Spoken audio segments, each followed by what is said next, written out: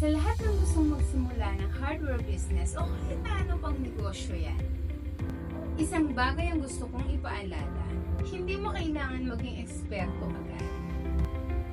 Ang mahalaga, meron ka determinasyon at handa kang matuto habang ginagawa mo.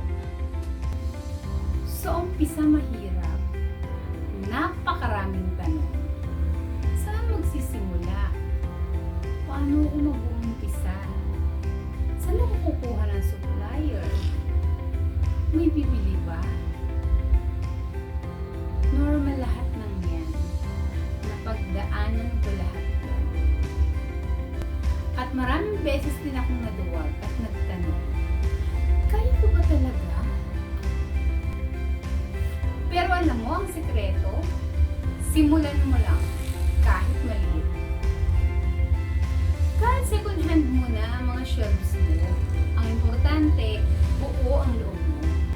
At habang tumatakbo ang negosyo, matututo ka sa customers, sa pagkakamali, sa success, at sa araw-araw na laban.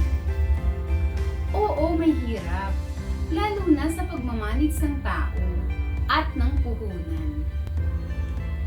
Pero kapag nakita mong may bumabalik na customer dahil sa tiwala sila sa'yo, dun mo mararamdaman ang saya ng pinaghirapan mong negosyo.